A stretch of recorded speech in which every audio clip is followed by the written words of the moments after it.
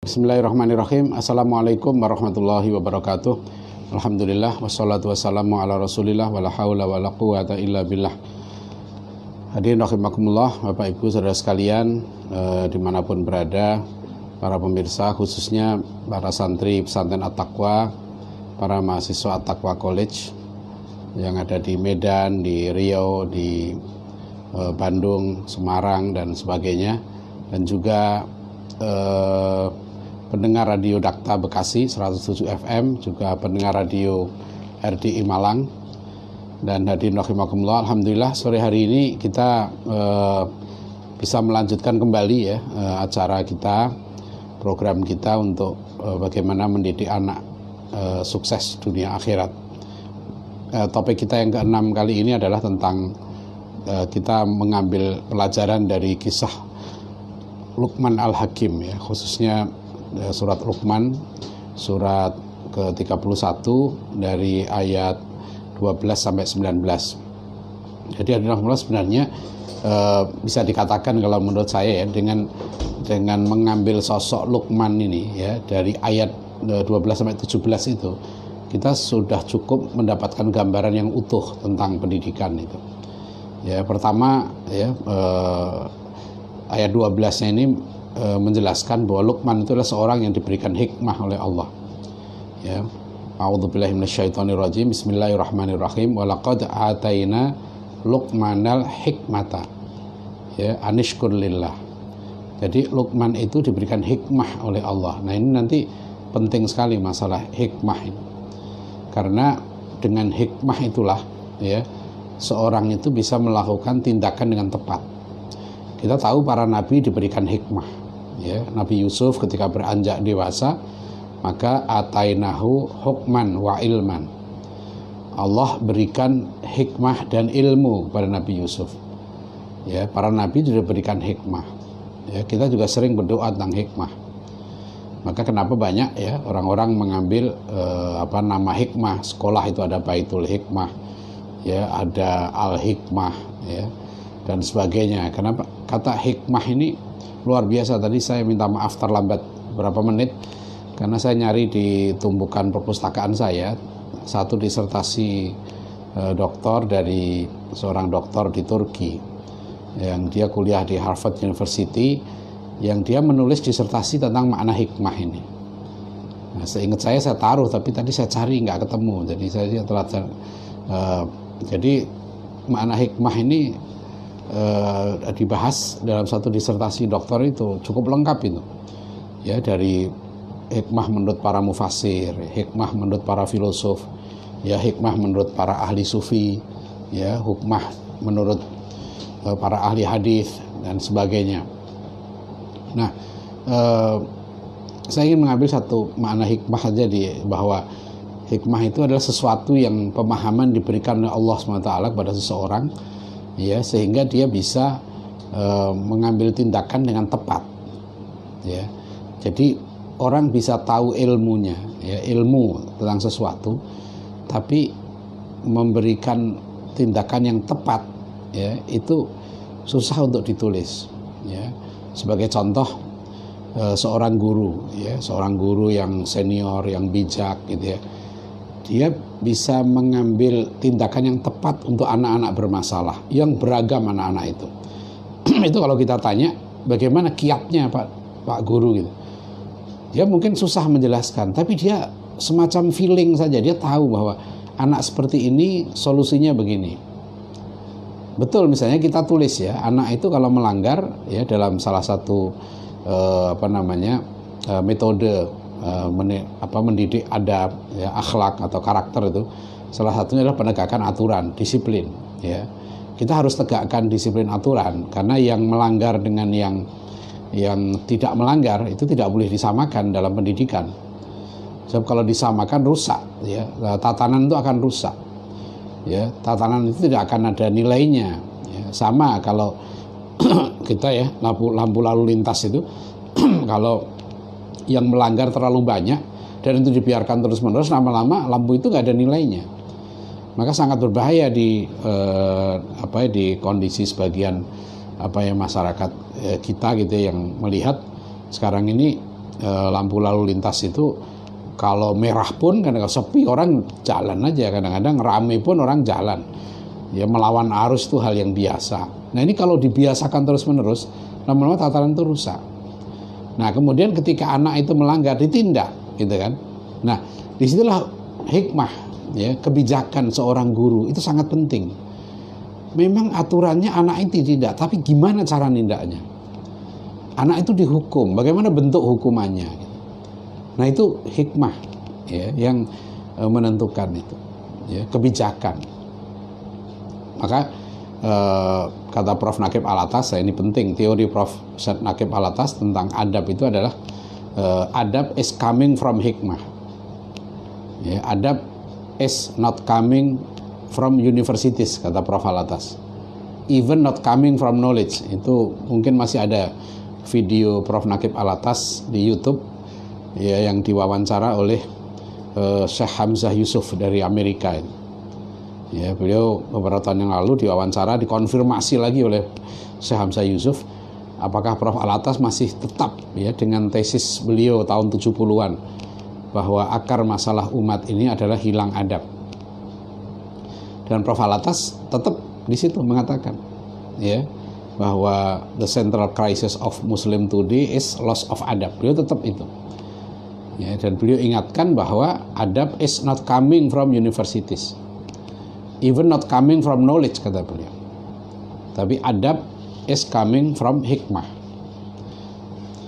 Nah, hikmah itu diberikan oleh Allah. Wa may yu'tal hikmah faqad utiya khairan katsira. Nah, siapa yang diberikan hikmah maka telah diberikan kebaikan yang banyak. Nah, dalam ayat 12 dari surat Luqman, itu Luqman diberikan hikmah oleh Allah, dijelaskan. Walaqad ataina Luqmanal hikmah. Ya. Maka lihat nanti surat Luqman nih dari ayat 12, 13 sampai 19 itu merupakan uraian bagaimana seorang pendidik, ya, yang dalam hal ini adalah orang tuanya. Ya, maka dia panggil anaknya, ya bunayya, ya bunayya. Ya, wahai anakku, wahai anakku. Ya, yang pertama, ya, ditanamkan dalam surat Luqman ini adalah adab pada Allah.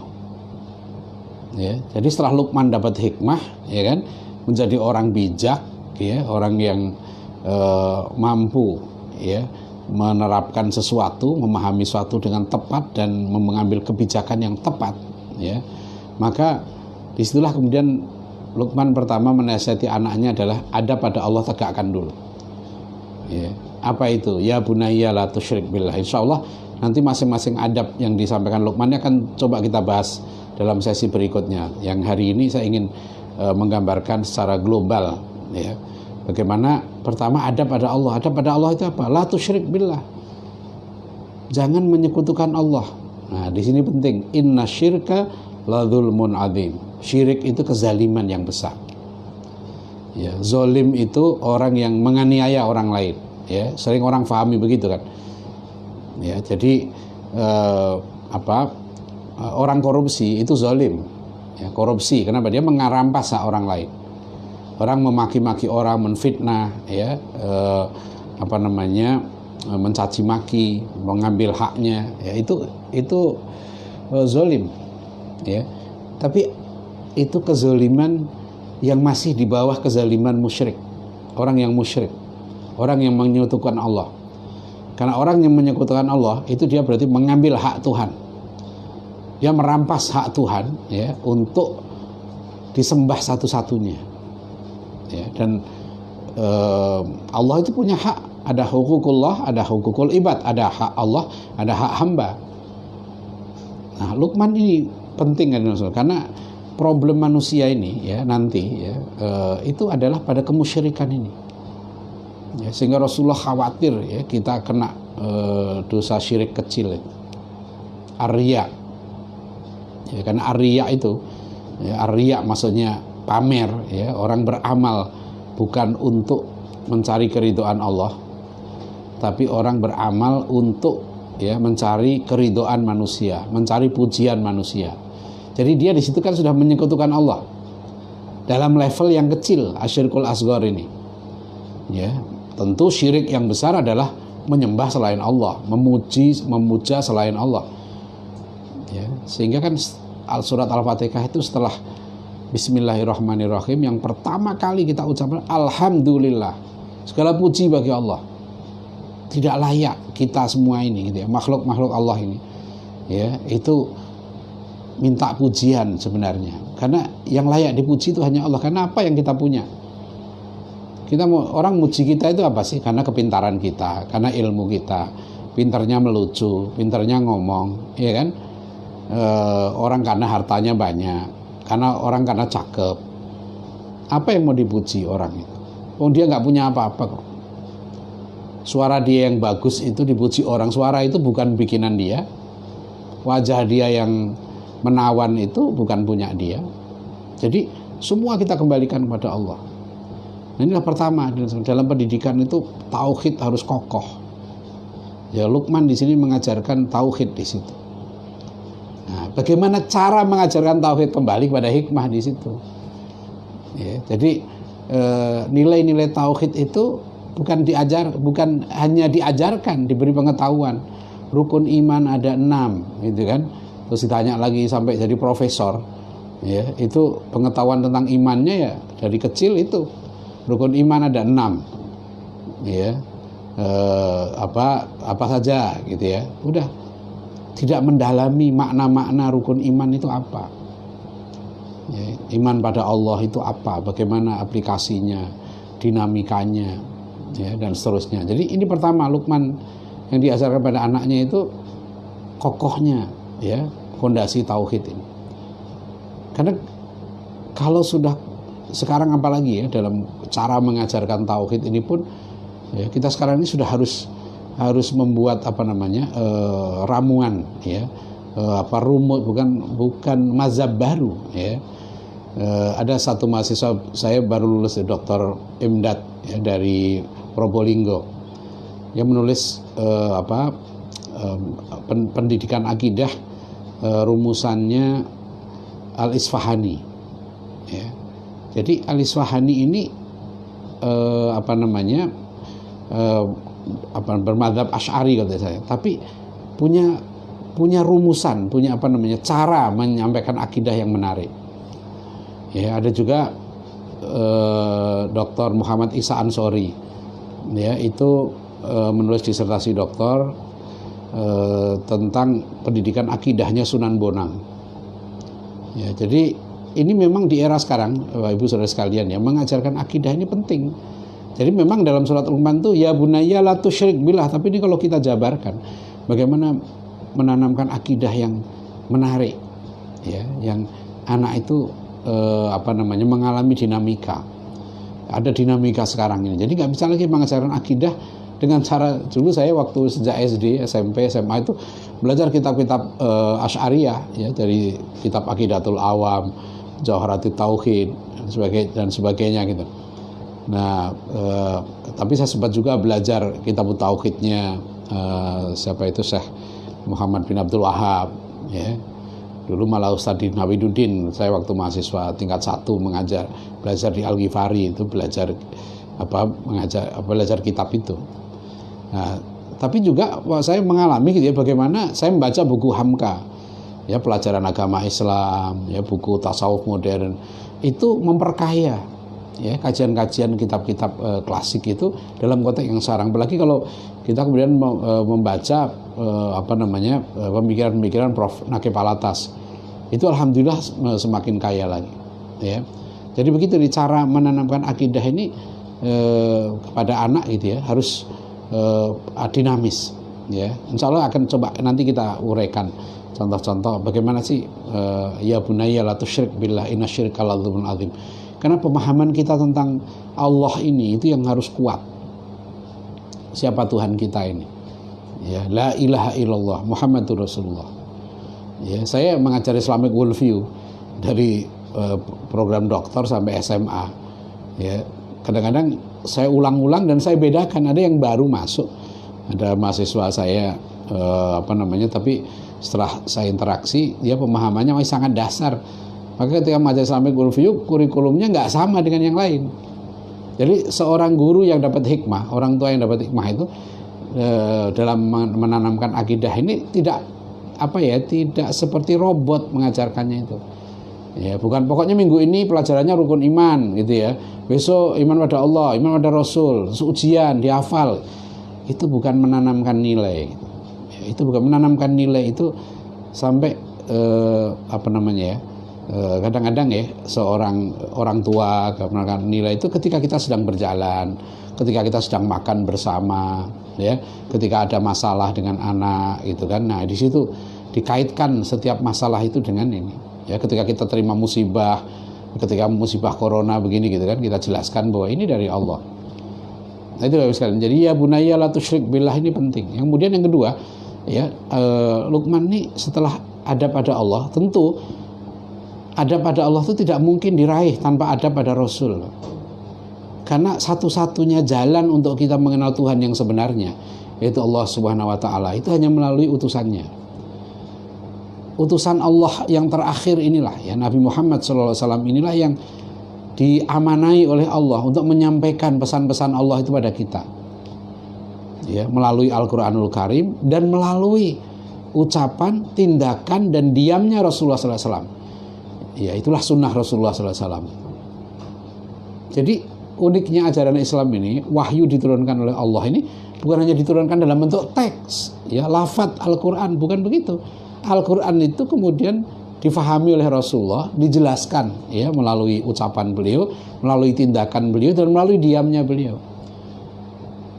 Nah, ini yang unik lagi ya, Profesor Muhammad Nur menguraikan keunikan dari Islamic worldview ya, itu bagaimana setelah itu ya sunnah Rasulullah itu dijalankan secara kolektif oleh para sahabat, oleh satu generasi.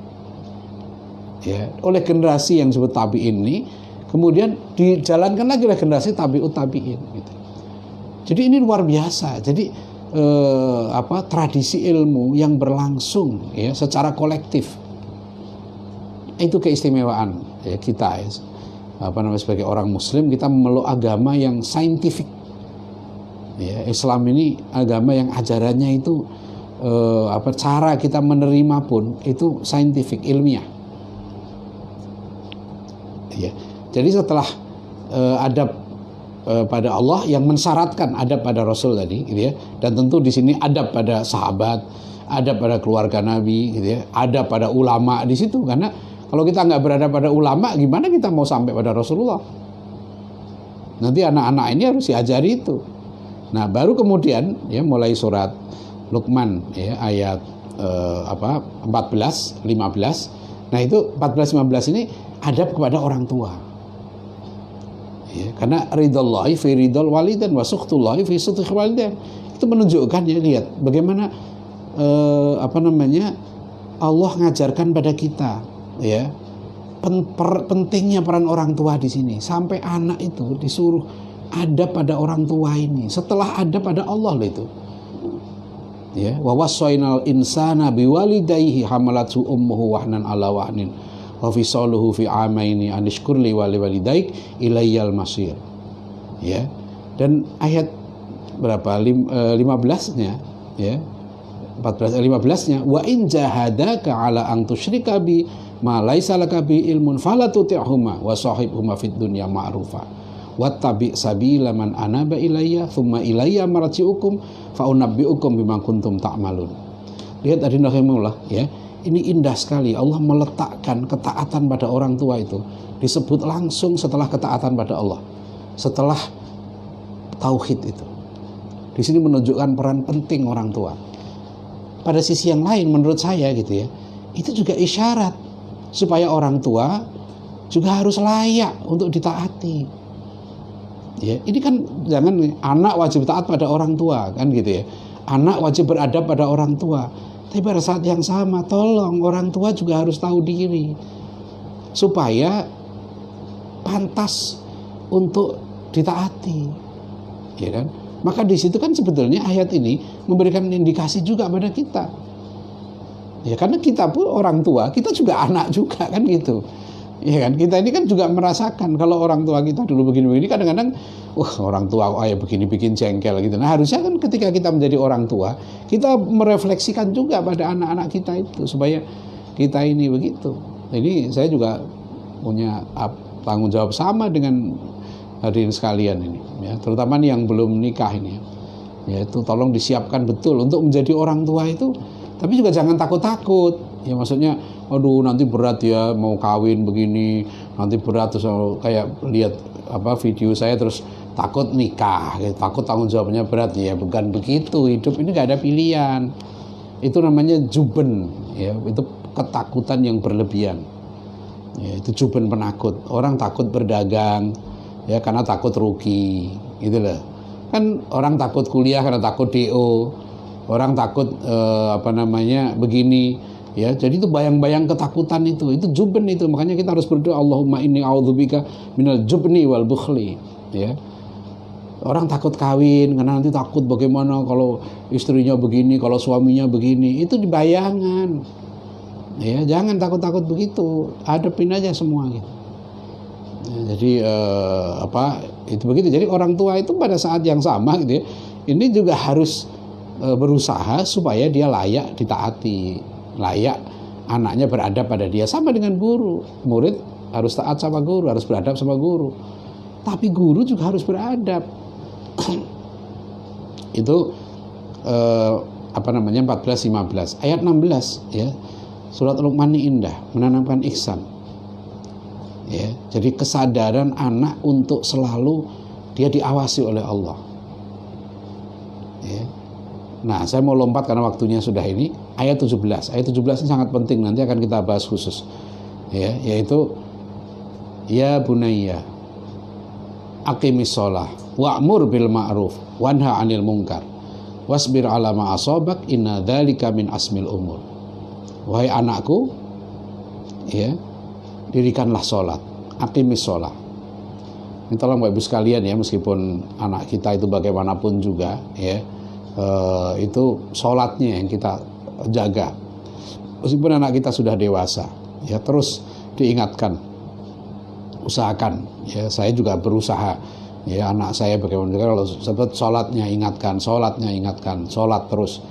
Ya karena ini sholat itu imaduddin, tiangnya agama, dan hal yang pertama yang dihisab di akhirat nanti itu. Ini hal yang sangat penting. Dan menariknya di dalam ayat ini, setelah Luqman itu menasihati anaknya supaya mendirikan sholat, menegakkan sholat, ya. Maka setelah itu, ya, ini ayat ini bukan sekedar kalau maknai harfiah ya, wahai anakku dirikanlah sholat.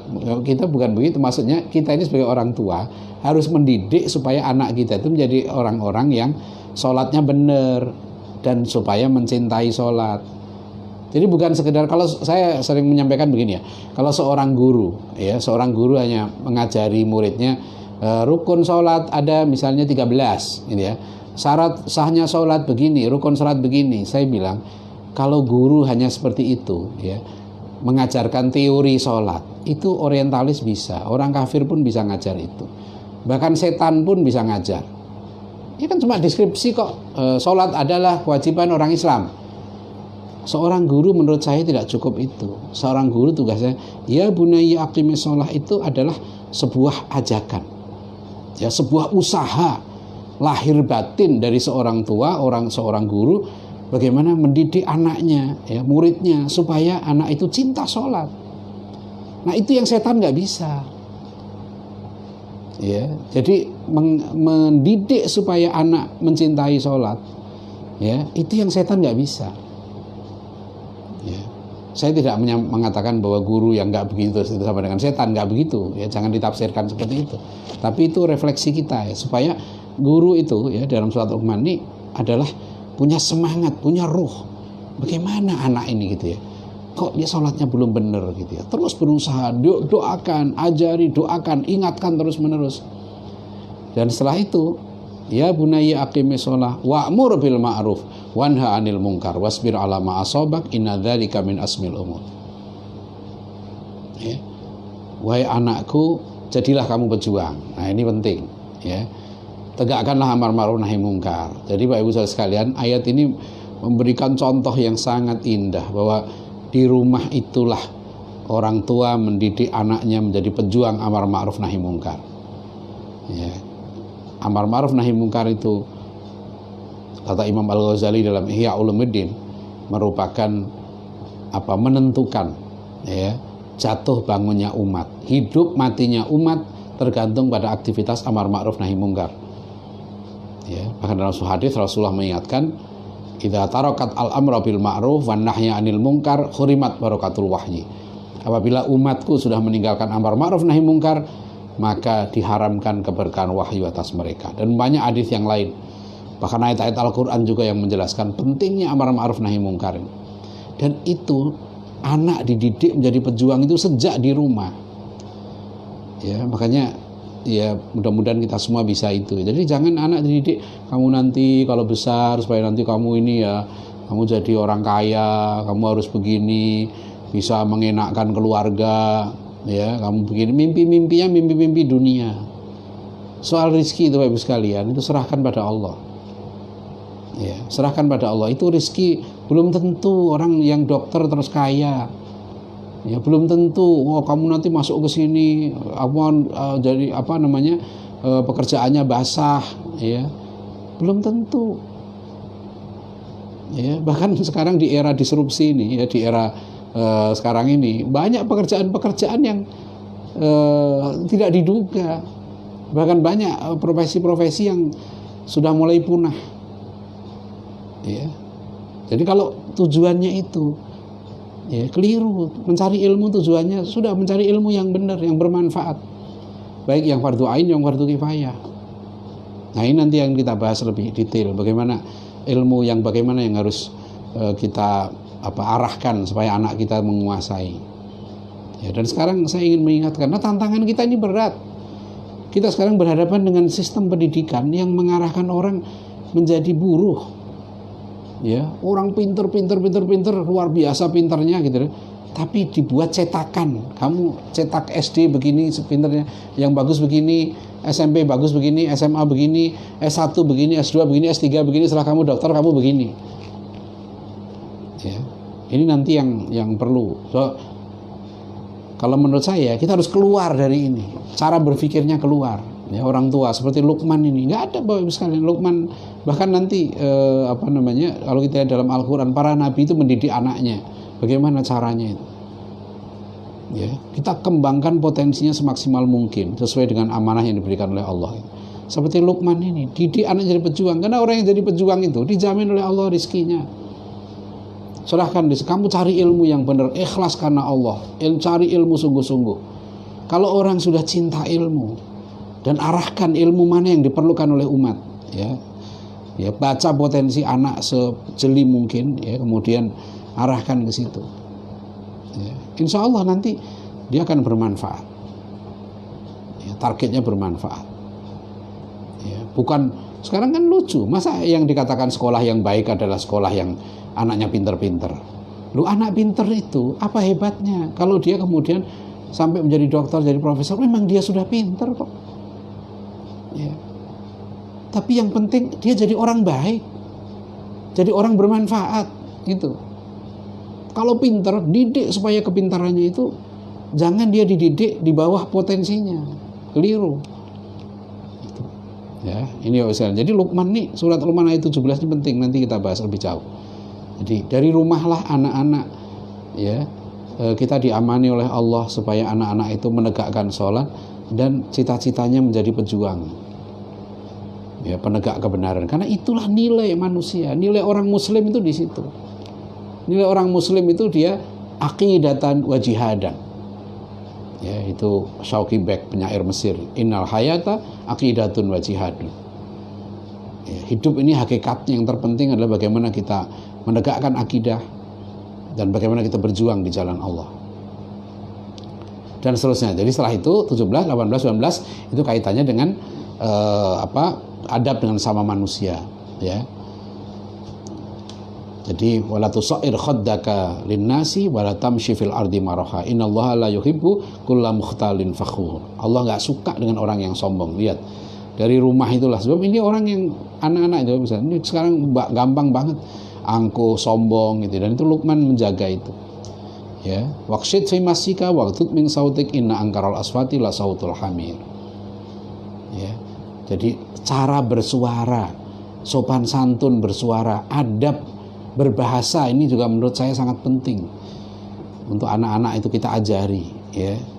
Kalau saya di Jawa dulu dari kecil diajari bahasa Jawa apa ngoko, ya, sesama teman, kowe, ya, mangan, biasa. Kita ada kromo itu pun ada kromo matio, kromo inggil, bahasa yang lebih halus lagi, paling halus. Nah, kalau kita belajar kitab-kitab kuning, gitu ya, saya ketemu kitab saya Bidayatul Hidayah tahun 80-an waktu saya masih SMA atau di pesantren itu masih pakai terjemah pegon Jawa itu huruf Jawa dulu yang di pondok-pondok di madrasah itu bahasanya sudah kromo madio, bahkan kadang ada yang kromo inggil sebagian itu berbahasa. Jadi jangan sampai itu beda dalam kita nggak boleh manggil orang tua. Kalau dalam orang Arab kan manggil nama biasa. Dulu saya punya ustadz orang Arab, istrinya manggil namanya aja, ya biasa manggil, ya kan, namanya. Kalau kita ya aneh. Ya kita ini ada sopan santun, masing-masing bahasa punya adab. Nah, jadi itu orang tua. Dan sekarang kalau kita lihat surat Rahman ini, ya itu secara umum ya dari ayat 12-19 dari adab pada Allah. Itu berarti mensyaratkan adab pada Rasul, adab pada sahabat Nabi, adab pada keluarga Nabi, adab pada ulama, ya, pewaris Nabi, kemudian adab pada orang tua, ya, kemudian adab kepada adab pada sesama, ya, dan bagaimana menegakkan fungsi dia sebagai hamba Allah, sebagai penerus perjuangan Rasulullah SAW. Nah, ini terima kasih, ya, mudah-mudahan meskipun singkat nggak terasa hanya sekitar 30 menit, ya, mudah-mudahan bermanfaat dan kita betul-betul bisa mengambil pelajaran yang berharga dari kisah surat Luqman ayat 12-19 nanti. Insya Allah kita akan uraikan dalam beberapa kali pertemuan berikutnya, ya, beberapa hal tadi, ya, adab pada Allah, adab pada ulama, ya, adab pada guru dan sebagainya, adab pada. Nah, demikian Bapak Ibu saudara sekalian, para santri sekalian, ya, mudah-mudahan terus, ya, belajar, terus berdoa, ya, sabar karena kita diuji oleh Allah nih, ya, diperpanjang lagi nih keputusan Wali Kota Depok sampai 30 Mei. Ya, 30 Mei. Jadi sampai 30 Mei ya kita harus sabar, ya. Jenuh anak saya Asad aja yang 8 tahun ya, sering itu berkali-kali ngomong jenuh, Mbak, jenuh. Emang jenuh, tapi bukan kamu aja yang jenuh. Ya kan? Ini hampir sebagian besar orang di dunia jenuh dengan kondisi, tapi ini ujian. Kita orang mukmin, ya, para santri, para mahasiswa sekalian, ini kita orang mukmin. Ya, kita tanamkan bahwa ini kesempatan kita justru. Allah menguji kita, ya, dan kita mudah-mudahan bisa mengambil manfaat yang besar untuk kita semua. Supaya tujuan kita jangan lupa terus bahwa kita harus menapaki tangga supaya kita naik derajat kita, ya, naik ketakwaan kita pada Allah SWT. Ya, demikian. Mohon maaf kalau ada kekurangan dan kekhilafan dan jika ada kata-kata yang kurang berkenan. Billahi taufik wal hidayah. Wassalamualaikum warahmatullahi wabarakatuh.